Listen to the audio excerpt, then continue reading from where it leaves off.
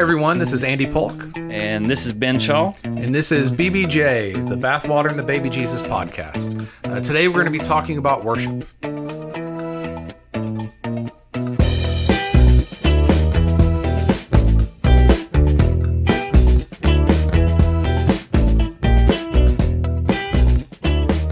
All right, so everyone, this episode we're going to be talking about worship. So this is something that it seems to be central to the Christian experience, right? Of what we talk about, what we emphasize, Christians who worship God. But that doesn't mean that it's not messy and complicated, especially as the way we as pretty messy people experience it. Yeah, I think it's good to start off the conversation with what we think our definition of worship is. Okay, you first. See what I did there? Yeah. So, well, I mean, there's two ways that you can kind of define worship.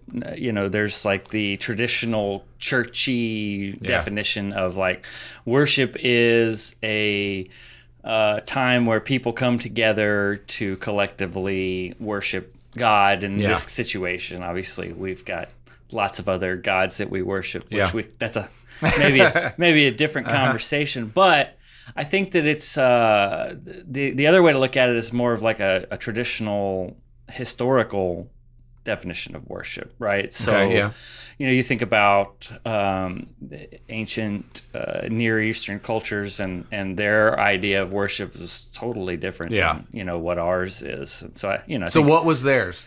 So, you know, there was separation, right? Only a select few were able to commune with the gods or God, and if you want to go with our history, right? So you had the temple set up, and then there was different layers of the temple. There was, you know, ritual sacrifice involved with animals, sometimes people. And, you know, so that's not what we would typically, you know, think of when we say the word worship. Not the temple cult, not sacred and profane necessarily, but coming together and singing or praising God or some combination of those, right? Often with music in some way, but I'm glad there's music. Otherwise, I wouldn't have a job. So what are the complicating factors for this, do you think, with people? I mean, you know, we're talking about Bathwater and the Baby Jesus of how we keep faith, but maybe throw out some of the other things. What are we throwing out worship? Do we keep worship? What are the things that people have problems with, do you think, here? Well, you know, sometimes the music's bad. Yeah, that can do it sometimes. That can do it, but I think we're probably maybe digging a little deeper than that. Probably more, Yeah, you know, I think there's a couple of things that come to mind when you ask that question. First off, you know, worship can kind of be a bit shallow, right? Especially in a corporate setting, because, I mean, for instance, as a worship director, as someone who actively works with pastors to plan a worship service, you know, we try to make everything have some continuity, but sometimes that's really difficult depending on what the topic is. Yeah, sure. But a lot of times, you know, and this is from my limited experience in writing a sermon. I say as in one sermon. You know, my experience with that was that I really wanted to dig deep and just share all of this cool stuff that I learned about the topic. But then as I got to writing it and thinking about the audience that I was writing and going to present it to, I didn't really want to get that deep, because then people probably wouldn't get anything out of it. So, you know, I think that's kind of a limitation in the corporate setting. Now, there are some people who may be able to do that and get deeper in a better way. I guarantee you there are lots of people that can do that.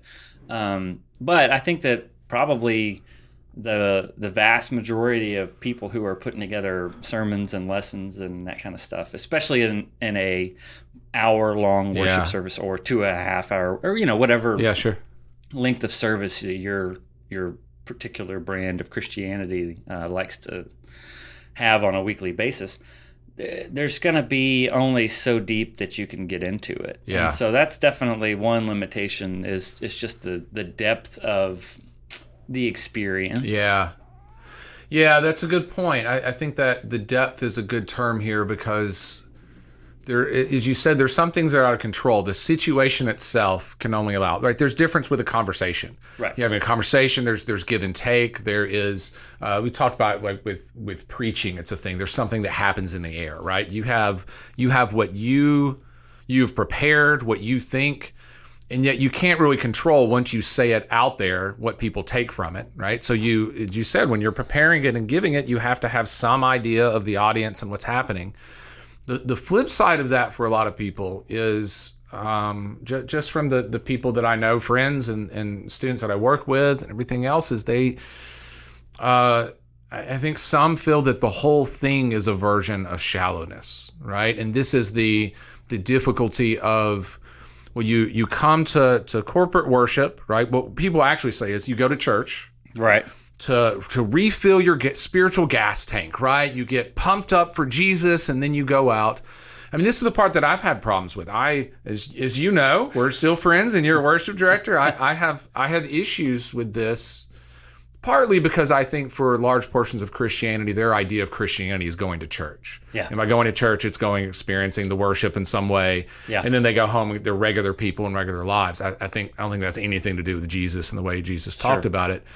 But there's still that, I think, a difficult dynamic, even for me, who's not a super emotional person. I don't know if you've ever noticed that. I enjoy worship. I enjoy singing. I think there's tremendous amount to that in the way that you think and the way that, I mean, for most people, actually, they get their theology from the songs more than they get the sermons. We've had socio-scientific work that's been done on this.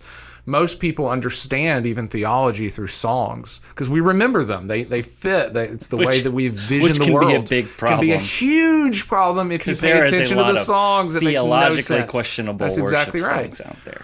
So there's this balance. This is what I want to ask you because I know you feel this tension. There is a tension between you. It needs to be emotive. It needs to be emotional. It needs to be connecting.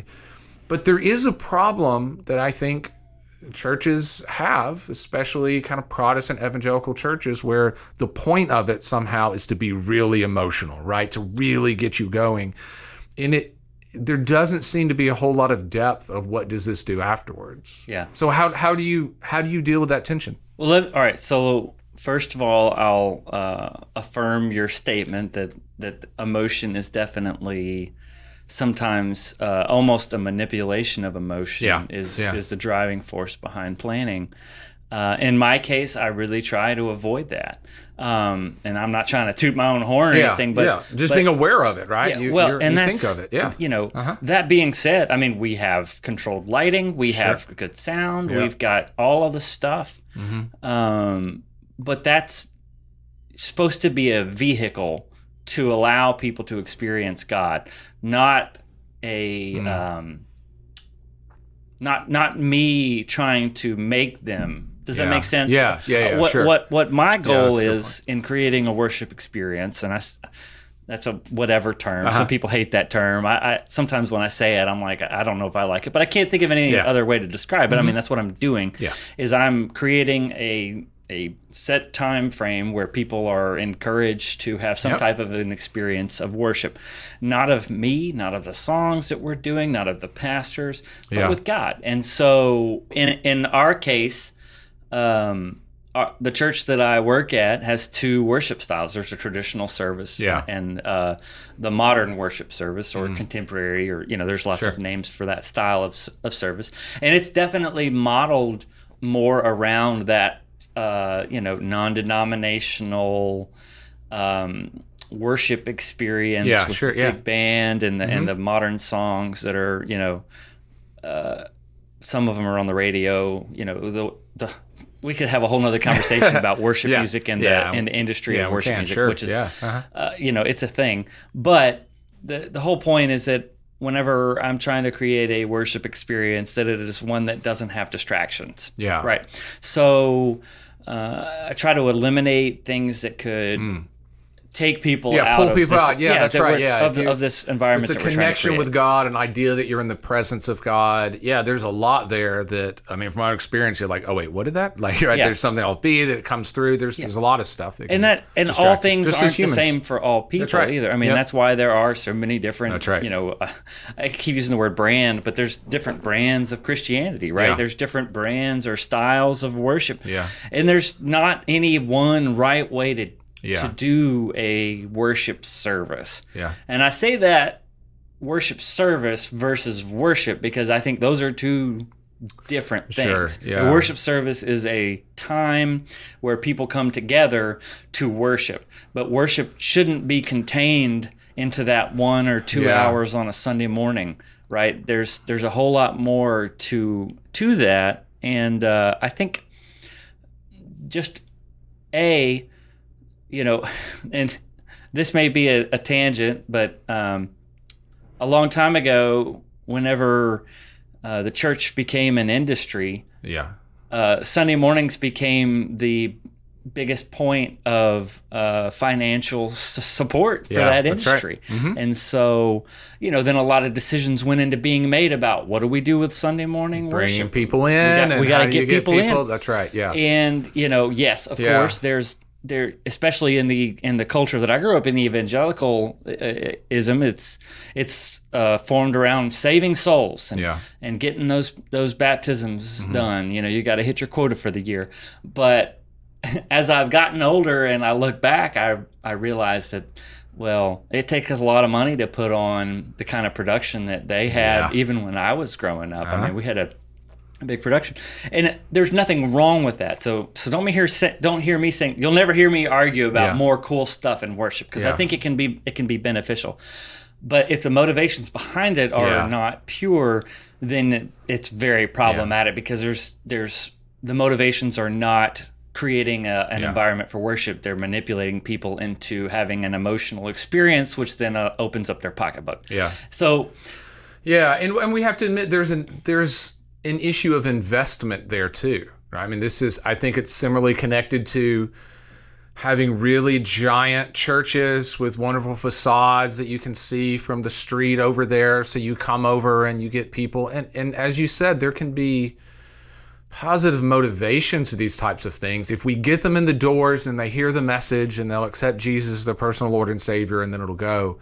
My concern is that, in my experience, for most of those communities where that's the thing, when the goal of church is to get people into church, quote unquote, right? Get them on Sunday mornings, get them involved in the programs. All of Christianity, the totality of it, seems to be going to church. And again, I just don't think that has much to do with the ethic of Jesus, the gospel, the way we move in the world that is called the kingdom of God, right? That the vast, overwhelming majority of our lives are outside of the church doors. Well, look at the ministry of Jesus in that time.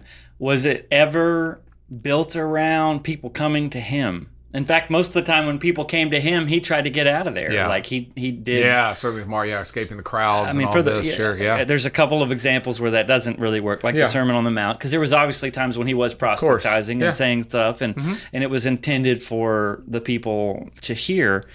But for the most part, he went to people. He didn't ask them to come to him. Yeah. And so, again, part of the structure that we have set up, which I didn't create it, but I'm a part of it, and I'm okay with that, because I see a lot of good. There's good in it, even if there's comes problems. In it. Sure. And there's problems with any system, but I agree with you. All that to say, I agree that the if you even want to say the biblical version of church started with Jesus as we understand it, and that was not the way that we kind of approach it now. Yeah, more organized, more institutional. And that, again, can be good. Organization is good. Institutional, I'm not sure. Then we get into issues of, once you have a movement that becomes solidified, and then it's institution, and then you have a mortgage, and then you have, I talked about, I think this is a problem of church. when it becomes a permanent thing, the existence of it is all that really matters. Because if it doesn't exist, if this congregation doesn't exist, we can't do any good. And so it turns out we can justify virtually anything with that. Part of what we talk about or don't talk about from the pulpits, of how we get people in the doors, right? And this becomes getting butts in the seats, and therefore you got to have a big event and it comes through, and very little of it. I don't think it's anti-gospel. I just don't think it's gospel. I think it's another thing. And there's part of that that's okay. Yeah. As long as we admit part of this is not gospel stuff. But it can be, right? Worship can be, getting people there can be a part of it. The community and organization can be. But we have to admit there are some difficulties in all of that. Yeah, it should be a supplement. Yeah. Right? It should be a part of your Christian life. It shouldn't be the center point. It should be something that and this is my personal opinion, but I think it's good for if people can find energy in something, right? So if they come Sunday morning and they get energized, there's nothing wrong with that. But hopefully energized towards something. Yeah. Hopefully it's towards spending the other 6 days. Yeah. 6.5, really. You think about Sunday morning, it's for the most part. Yeah. Depending on your culture, again, sometimes, they've got Sunday mornings, Wednesday nights. Yeah. Thursday Sometimes nights. you come back for Sunday night if you're really pious. That's right. That's what we did. But me too. I think that it should be that a supplement. Yeah. So I don't know or have a magic solution on how to fix it. I don't think anybody does, and I don't know that it can be fixed. Quote unquote, scare quotes, fixed. But I do think there are a lot of problems with the depth of a worship experience, and so I'm curious what you think we could do, or if there isn't anything to do to help people kind of find the balance between maybe issues that they have and the positive, gains that they can get. Does that make sense? Yeah, it does. I think, as you said, I don't know if this is going to be totally sufficient, but I'll tell you the way that I now view corporate worship, church, right? Going to church. And I think it's important for us to pause before that, though, to acknowledge again the main point of BBJ, right, bathwater and the baby Jesus thing we're doing, is not to fix, not to get Christianity right, not to say what it is, but at the bare minimum, acknowledge that we feel this way, right? That there are faithful people who want to follow God and want to understand what that means. That the whole Christian package doesn't seem to fully make sense. And our answer is that's okay. Yeah. You aren't less righteous or pious or less of a Christian. You can have problems with Christian worship and church and like that. That's okay. Yeah. Yeah. Because I think that's the overarching idea that if you aren't all in with it, well, then you're not a real Christian. You need to. And that's an understanding because it's often explicitly said from pulpits. Oh, right? Yeah. You need to be a part of the congregation. You need to come through. All that can be beneficial when and if it's beneficial. Well, yeah, there was a reason. Sometimes it's not. There was a reason I was at church every Sunday morning and Sunday night and Wednesday nights, because that's what my parents said we were going to do, because that's what the pastor said we should do. That's exactly how it should work. And, that's not always the case. As I have, I think I said this before, one of the greatest experiences of God that I've ever had was by myself in the woods. Mm-hmm. It was in nature, experiencing this creation and this world that we live in. And those are the moments when I actually find it easiest to believe in God. Because there's no people around. There's just stuff that, it gets me thinking about, like, this is here. How did it get here? It grew. Well, why did it grow? Yeah. Because there was a system put in place that allowed that to happen. Yeah. And that's just really cool. And so I have a lot easier time believing that God created this world, however that happened. I don't know how. Yeah, sure. I don't think any of us know how. Mm-hmm. but it had to come from somewhere, and I just have a hard time believing that it's just completely random. Yeah. That being said, I'm sure there are people who could argue that point all day long, and that's fine because I'm not a biological scientist. Well, it comes back to the connect. Even your point beforehand about what we call worship has not always been the traditional understanding of worship within the Christian tradition, right? If it is experiencing the presence of God, right? The famous Brother Lawrence's, practicing the presence of God, right? It's this understanding in the monastic tradition that what you try to do is understand you are in the presence of God always. It's a form of worship, right? If you experience God in that way, that's the other aspect of it that I think is problematic that we do, I think unintentionally. If worship is coming here and singing these songs and going through and you feel the presence of God here, our language, I hope accidentally, unintentionally, is as if God lives here, right? This is where you go and this is where you experience God, and then you go out into the real world. That is heretical. That is antithetical to the understanding of Jesus, that God is alive and active and moving in the world.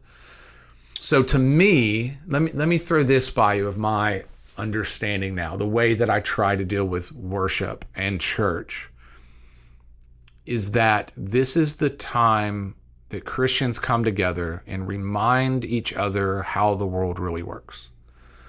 This combines maybe Sunday school or, what are the people, small groups, life groups, worship, all of it together. What we do is we come together as a community and remind each other of the gospel, right? That we are all loved by God equally damned, equally loved, equally saved. That it is the ministry of reconciliation.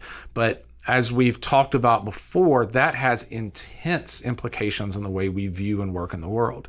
Right. There's no hierarchies. It changes our understanding of power and prestige. It changes our understanding of money and security, right? It's incredibly difficult stuff. So what we do is come together and remind each other that Jesus was right, right? And worship is a part of that. I truly believe that to honor God, to praise, it's good and right for the people of God to praise God. But that is a reminder that the world is the way Jesus said it was. So that now and this is why it sounds akin to filling your spiritual gas tank, but I think I mean it in a different way than most of the times I've heard. It's not being pumped up and you feel really good and then you go out and watch some Titans football or whatever. We give away our location right now. Ain't nobody feeling good about no one's Titans that did not go right well now. last time. But right, that's the way it is. To me, it's a shallow misunderstanding. No, what it is we have to come together and remember the way that the world actually works. Yeah. And also, I think, hopefully in that, have some times where we say, listen, this is what I'm trying to do, and it didn't go well. Or what do you think I should do? We also help each other. Right. We're imperfect people trying to do this. There's definitely value in community. And that's regardless of any setting. There's value in community. Yeah. And knowing that we're not alone in this journey that we're on, and that I think one of the problems that we have with church is just like you put on your Sunday best, you put on your Sunday face, you show up trying to make it seem as if you've got everything figured out, when in reality we're all trying to keep our heads above water. And so while there's value in community, I think the intention and the purpose behind it, if it's not communicated and those things aren't regularly mentioned from your pulpit, that's probably the way. Yeah, sure. Then that's where you run into this piety. We're here because this is we've got it figured out. Yeah, that's a really good point. Maybe that is in some sense the answer to your question. The best that we can do is admit what we're really doing. Yeah. Right. We constantly, not like behind the scenes, is you said, from the pulpit, from the stage, from where that what we don't know, we don't have it all figured out. We're coming together here to try. And even though we are imperfect and we don't understand and we seem to be bumbling and keeping our heads barely above water, even then we can still worship God, right? Absolutely. We can still praise.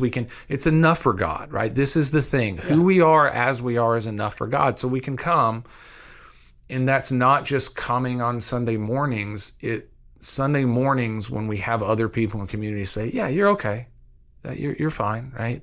And there may be times that you're being a jerk. Stop that, right? We also do that, but not with people who we know, who know us, who care about us, who we have lived experience with. That's where all of that comes together. And worship can be a part of that. I think it should be a part of that, but worship is not Christianity. Sure. It's something that Christians do, but it's not Christianity. And so dealing with that is difficult. Yeah, because even I say that if someone is a listener who's like, yeah, that's great, but that's not the church that I go to, right? Sure. That's not what I have. I don't have an answer for that. I've struggled with that for a long time. Yeah. I think it's finding a community in which you can be yourself and that be okay. Yeah. But sometimes that's a lot easier said than done, especially if you want to perhaps stay in a tradition or in a town or in an area that you love and have great connections with, and yet the church community doesn't seem to be. Here's an interesting litmus test for y'all out there, and I may try this, I may not, because I'm also working on Sunday mornings. So the next time that you go to church, count the number of times that you say to somebody, "Good morning, how are you?" and their response is, "I'm fine, how are you?" Yeah. I guarantee you it's over 10. Yeah. And then on the flip side, count how many times people actually tell you how they are. Yeah. And if the answer is 0, then maybe there's not enough people that you're talking to at church that are being honest with you. Yeah. About how they are. And now, I say that I don't think people come in a community to air their dirty laundry or their issues. Yeah. But at the same time, wouldn't it be a great experience if people came together and truly shared the struggles that they were having every week? Because I think the hardest part that a lot of people have is they feel like they're alone in their struggles. Yeah. Right. And so, I mean, we are all equally damned. I think that part is the part that kind of gets tough sometimes, is that we feel like we're all alone with it. We're dealing with this whatever it is that you've got going on in your lives, and it doesn't have to be that way. I think if people were truly honest answering that question whenever they came in the door, most people wouldn't even get inside the building. Yeah.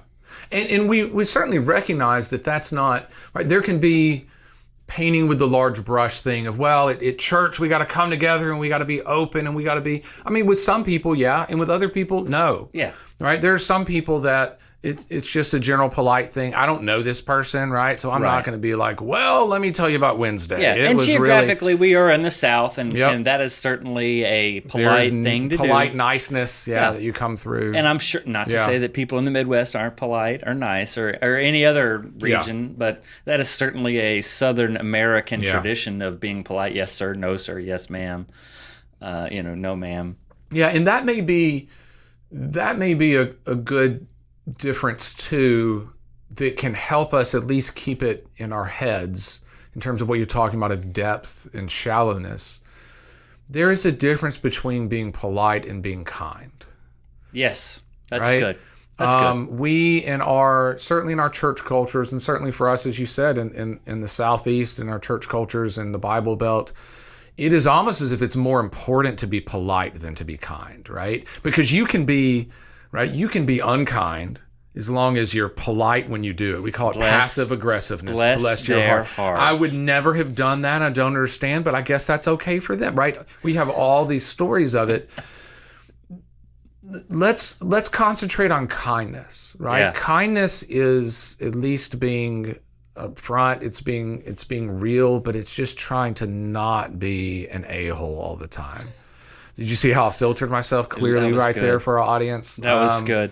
I don't know if he'll cut that maybe later. No, it's fine. Yeah. I think another thought that I just had while we've been talking, which actually goes back to an earlier portion of this conversation, we have actually created a modern temple system with structures in place. If you think about it, just like back in the day, as we'll say, back in the day, there was a temple system, right? So God was separated from people, right? And there was you had to come to the temple to have the experience with God. And so I think that we kind of have set up the same idea, and a lot of people approach their whole religious experience based around you have to go to church to experience God. Yeah.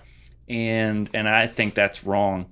And, this all kind of comes together, experiencing church, experiencing community.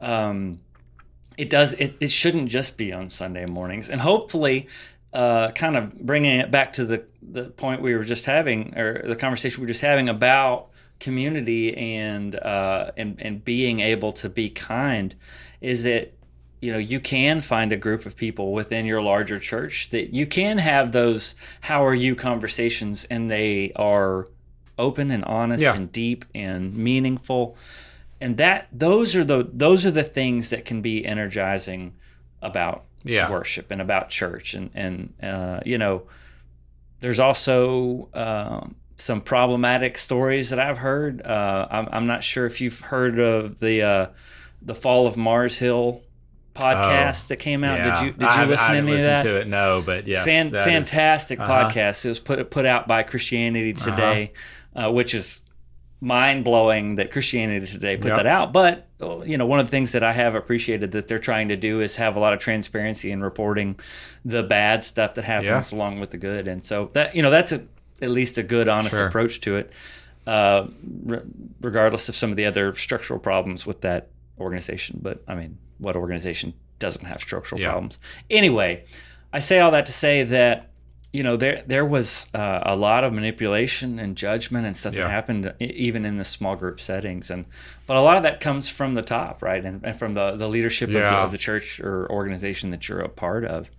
And if it's a healthy, open, honest conversation about the realization that the pastor nor anyone actually knows or has this stuff figured out, and we're all kind of working through it together.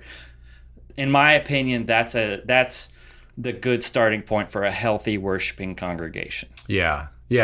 That honesty becomes the standpoint of, we don't have it all figured out, and yet here we are, trying as talking, and trying as listening, trying as learning and growing, and trying as worshiping together, that we have something here. Well, and we said in our first episode that we don't have the answers. Yeah. And that we're not going to tell you what the answer is, and I don't think anybody should. And whenever people are certain that the Bible says this or certain that the Bible says that, that's when you really start running into problems. Yeah, I think my understanding is that even when we get to Jesus, right? This is we've talked about several times. We'll come back. Jesus' disciples didn't get Jesus. If the people who literally experienced Jesus didn't understand him, crowds gathered, and then he said some crazy stuff and they left, and the disciples were always like, you're not really doing this right. And Jesus like, oh, okay, right? That has to give us some hope of this. If you're Jesus, if your God makes perfect sense, never challenges you, never confuses you, everything is figured out, then you have a Jesus and a God of your own making. And so church is much like that too. If we come together and the thing that we do is a corporate body, as a community, is agree like, this is all right, right? I don't know how there's any opportunity for, not just for growth, but for realism there. Sure. So let's zag a little bit. Okay. Because this is one that I've had in my back pocket that I want to ask you about. Oh, okay. Who actually knows music. If y'all could see the mischievous yes, I know, I do. On his face right now. Let's talk a little bit, because it's connected to worship, about contemporary Christian music. Okay.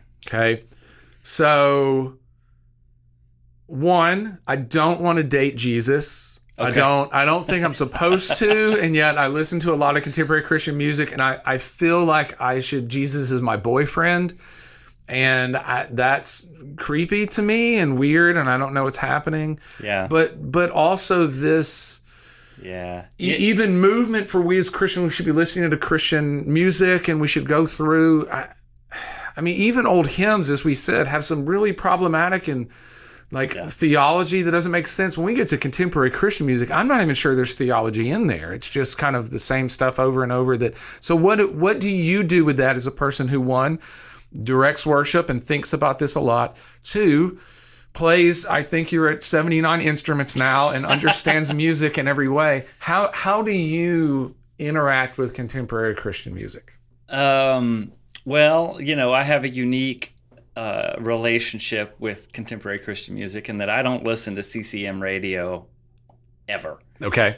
I use Spotify, no free plugs here, but whatever music streaming app you would like to use. But Spotify, if you want to sponsor us, that's fine, but it's a free endorsement. Yeah, that's right. Sure. No, I peruse playlists on there and kind of rely on recommendations from people that I know about songs that they're liking. Okay, so that's the first relationship. I personally am not a fan of contemporary Christian radio styles of music. However, there is another genre of Christian music that's kind of emerged in the last 10 or 15 years, which is more of like the worship genre. Yeah. A lot of them are like live recordings from concerts that are, these either churches worship teams that have, like Elevation Worship. Sure. River Valley Worship, Bethel Music. These were all kind of spurred out of churches who decided that they wanted to come together and I think Hillsong. And they write music too, right? This is where some of our contemporary worship songs come from. And sometimes there's the theology of their particular brand of Christianity is what's written into the music. And if I ever come across songs that are questionable in their theology, I tend to stay away from them because I have a hard time. Because, like you said earlier, I mean, people, I would say, I'm just, that old adage about percentages is 90% of percentages are made up in the spot. Yeah. So I'm going to make one up on the spot, but I'm going to say probably half of the folks that come, to a worship service are getting half of their, or if not more, what they take away is the music and the words in those. And so it's important and valuable to make sure that that there's not a lot of problematic theology in the songs that we sing. In fact, the Methodist Church put out a list. Like they had a team that analyzed the top 100 CCLI songs and kind of made this metric about how it lines up with Wesleyan theology. So I mean, which is both helpful and my immediate thing is, oh no, are we like, okay, we're gonna, how Methodist is this song that we're gonna go through? Yes, they're not the only ones who do that, but like, okay, all right. I say all that to say that while I didn't agree with all of their opinions on some of the songs, I do think it's helpful for people who are planning worship services to know what they're actually putting out there as a part of their worship experience. So to answer your first question, what do I think about CCM music? I think that we're going to blame Hillsong on this. They kind of started the idea that, hey, we could make good music that is also sells our brand of theology. I mean, Hillsong started as a church in Australia, and it literally in the 90s they made a business decision to, whenever they realized they put together an album, and Darlene I don't know how to say her name. I've never known Zetch, something like that. It has a D and a Z in it. But she was kind of their first big recording artist that came out of the Hillsong Church, and they were like, holy crap, Yeah. we can This make a lot works. of, we can Yeah. make a lot of money and fund our ministry. That's right. And if you followed any of the stuff that's happening with Yeah. Hillsong in the last, Hasn't. and I'll say this, and to anybody who asks, we don't do Hillsong songs at our church anymore. Yeah. Which really bummed me out, because one Yeah. of my favorite songs of all time is written by Hillsong. Yeah, sure. And we're not doing it anymore, because I can't support the ministry that Yeah. treats people the way that they have treated Yeah. people, and that's just sucks so Yeah. much. But that's just what happened. So the source of the songs matters to me. It Yeah. doesn't matter to everybody. Sure. And I've heard and seen the argument be like, well, good stuff can come from bad people, and that's fine, but I don't have to support that. Yeah. And if that's how you want to approach it, go for it. Yeah. That's fine. I don't have an issue with that, but I do have an issue with, because the problem is that every time we play and sing a song, I report it to CCLI, which is a licensing company for Christian music, and so they get paid every time I report or anybody else reports. Now, am I making any financial impact on the Hillsong ministry? No, I'm not. But that's not the point for me. It's more of a principle than anything. All that being said, they figured out that they can make a lot of money with it, and so that kind of started the worship music industry. Yeah.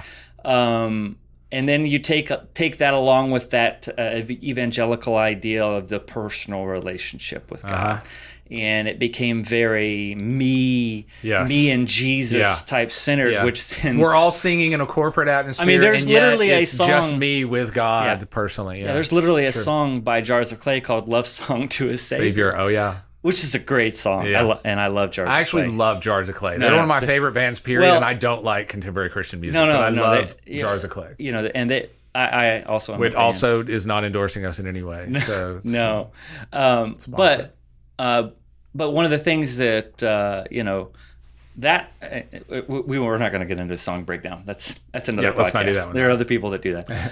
But I say that to say that the idea of this kind of me and Jesus kind of mentality whenever it came to writing songs turned into a lot of like Jesus is my boyfriend, Jesus is my girlfriend type songs, and they were popular because they sold. They were popular. They were popular. Right? They were popular, and so it works.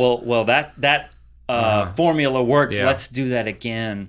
And I think that one of the things that I like about a lot of the churches that have started putting out worship tunes is they've kind of gotten away from that, and it's not as popular in the last I'll say from 2015 2014 on. You don't see that quite as much, and I know we always remember the music from our formative years, right? So, sure. So it's definitely, I know what you're talking about. It makes an impact, But you still see that on CCM radio, and I get people that will send me songs, be like, you guys should do this in church. And it's like a Toby Mac song. And I'm like, I can't. Who's going to sing along with us, which is important to me. May not be important for other churches. That's okay. I'm not here to judge other people's worship styles because I don't like other styles of worship. The church that I work at has a traditional service.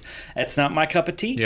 But that doesn't mean that it's bad or wrong, because a lot of people really find it's a preference and solace in it's that. part of what art is, and that's awesome. I have no issues with that. I think the conversation that we're having is all of the stuff that is kind of beyond the music and worship, or beyond the music. VH1, sorry. It's like behind the music. Yeah, that's what it is. So let me run this idea by you. Okay. So this is related to music. It's related to contemporary Christian music, and it is one of my pet theories. Okay. Okay. It's a polkism. All right. That in modern evangelicalism, we have created a religion that is Christian in the way that Christian music is Christian, right? So with music, we talk about genres, right? We have rock, we have pop, right? Those are both where they're made. It's also the different instruments, right? It's different beats that they have. Christian music is not a genre like that because there's Christian pop and rock and rap and country and all of that, right? It's even saying a subgenre is difficult, right? It doesn't have those elements. It can use any of them. So what makes Christian rock different from quote unquote secular rock, like regular rock? Well, the answer is it's cleaner and it mentions Jesus and or God more. And my theory is that concept, Christian as that type of an adjective, has been transcribed. It's a chicken and egg thing, maybe. I don't know which direction it all came from. But a difficulty with very popular evangelicalism is it seems that's what it means to be Christian. Just like everyone else, but you're cleaner and you mention God more. You have Jesus. You don't cuss or you don't drink, at least not when other people are around. You don't, right? And it's not morality. It's not about power. It's not about money. It's not about prestige. It's not about how we act in the world and the lost and the ones who are oppressed and dispossessed. It's not about any of that stuff. That stuff's like political. But what you do, you can be Republican or Democrat like everyone else, but you're Christian, which means you're clean and you mention Jesus. What think ye? I think that's a fair analysis. I think that's a fair theory. I would question your example of rock because, I mean, if you want to tell the difference between Christian rock and regular rock, is that the regular quality rock was a lot better. Yeah, that's okay. Yeah, that's the thing. Yeah. You know, I think there are genres of Christian music that's really good. I think a lot of hip hop music has actually been really good in the last several years, like Lecrae and artists like that. I mean, they had huge crossover. I hate the word crossover success. Yeah. But you look at a lot of the bands that are popular that Christians or evangelicals especially kind of latch onto are actually bands that aren't Christian bands. They're just Christians in a band, like Switchfoot. Like they never wanted or intended, and they really weren't a Christian band. But boy, Christians do love some Switchfoot. Now, I also love Switchfoot, so I won't. I'm not bad mouthing them in the least. I love their music. But you look at bands like Thrice, for instance. I'm not sure if you're familiar with them. No. They're a rock band. Kind of started off as like a post-punk and then kind of morphed into more of like a modern, I don't know. It's hard to define Thrice other than it's good. But, the lead singer for Thrice, Dustin Kensrue, he was, he has said this, I've heard this interview on many podcasts that he regrets this to this day, but he was actually a worship leader for Mars Hill. Before all of the, like, I think in late 2000s, he did that for a couple of years. So, I mean, he was definitely a Christian in a rock band, right? And you can hear it. One of my favorite songs, I recommend this, go listen to it. It's called Come All You Weary. I think it's pretty easy to immediately pick up on the scriptural undertones in that song just by the title. But I say all that to say that regular rock music is better. But this is my opinion. Doesn't that also make a difference, right? In terms of, I think that may be a distinction even what we're talking about. There's a difference between something that is labeled, produced, and sold as Christian music and Christians producing music, right? People have felt like, maybe this is the analogy, right? I'd rather us all be Christians who go to church than church members, or right? I don't know how to make this through. I think we're human beings like other human beings. What we're trying to do is live as if we believe the world was in a different way. That's a different thing than Christian as in Christian music. I'm clean and I mention Jesus. I know my good church Jesus answers, and then that's how I'm different. It doesn't make you different, and certainly doesn't make you persecuted, by the way, that you're going to church and it's really hard for you to go to church. I mean, in our context, this is worse, but that's another thing that we'll get to maybe in a different topic. But this is another church and worship thing of, you go to, the median household income is like $115,000 and you're in the buckle of the Bible Belt and you go to church and everyone goes to church and but it's hard to be a Christian. Oh, look, we're being persecuted. You're not persecuted. It's advantageous. Doesn't mean it's bad. Yeah. But I'm sure there's research to back up the statement that I'm about to just say off the top of my head. But I would imagine it's actually, as you said, more advantageous to be a Christian in the Bible Belt than not, especially when it comes to economic opportunities. Yep, I would think so. Social and economic opportunities, yes. So yeah. And so it's still worship. It's still practicing the presence of God. It's still finding ways that we connect with God and with each other as we try to connect with God, right? Maybe that's what we're talking about with worship. It is doing this with God and each other. And sometimes, as you said, sometimes it's our own experience with God. Sometimes it's with other people, and we need each other, right? I think we do need each other to figure out this really difficult thing in a really messy, broken world. So worship is necessary. It is. It's good for us to be reminded of the world that God is creating. Yeah. But worship is not Christianity. It doesn't make things easier. It doesn't make it clear or better, but it's difficult. Sure. And we hope, listeners, we hope you find a place where you can be yourself. You can find those. Yeah. In my experience, often there's more pockets of that in places that you don't think it's there. It just takes someone being kind of honest enough with people, right, that some people still give you the stink eye and you're being improper and you're not supposed to. But man, if you're one of those people searching and you hear someone else, it perks up, right? It does, yeah. It's funny too, because I am what you would call an introvert, and I don't ever want to talk to people. Yeah, and I don't ever want people to talk to me, which is really funny considering the line of work that I'm in. That's right. But, and so I had a conversation with somebody recently, and they said this about being an introvert versus extrovert. I get my energy off of being alone. Yeah. Right. So that's kind of that's what those are. So yes, I can appear to be completely comfortable in those scenarios, but gosh, when I'm out of it drains you. You need time by yourself. And I imagine there are people out there. So and that's definitely an obstacle in trying to find a community to worship with, because a lot of people who are introverted, they're one of their biggest fears ever is the stand up and welcome your neighbor portion of a worship service, which is pretty common in our area and brand of Christianity. Yeah. So, there's going to be times that you might have to kind of step outside of that comfort zone to maybe actually find a real and authentic community that you can be a part of. Yeah. I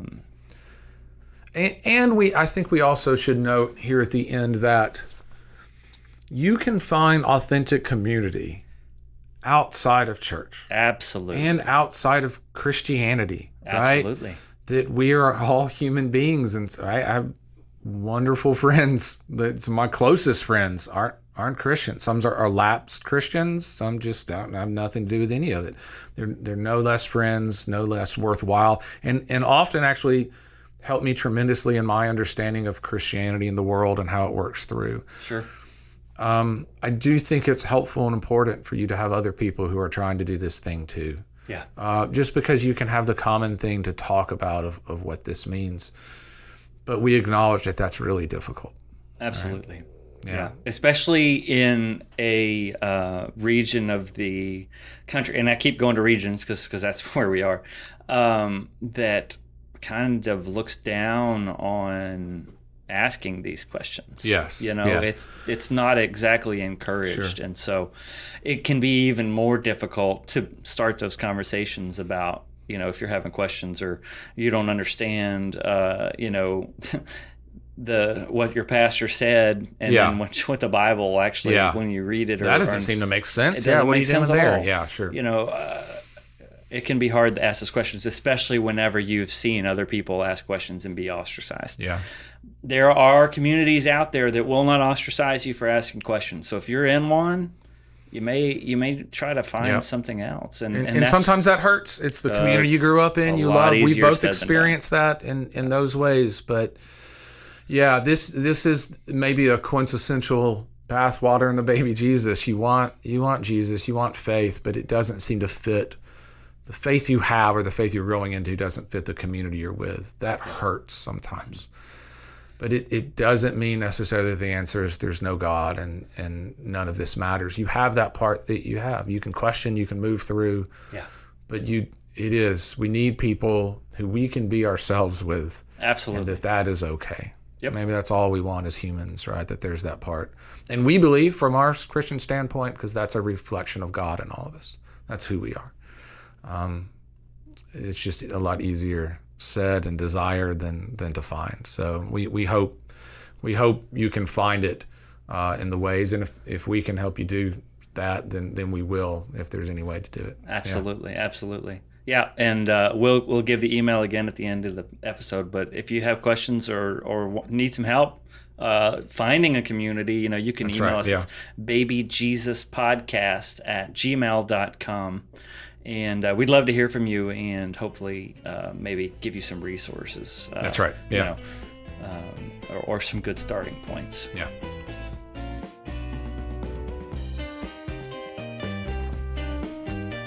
Well, we hope that you have found today's conversation about worship meaningful for you, and we hope that we can have you with us next time as we continue to have these conversations about working through and figuring out what we can throw out and still retain our faith in Jesus.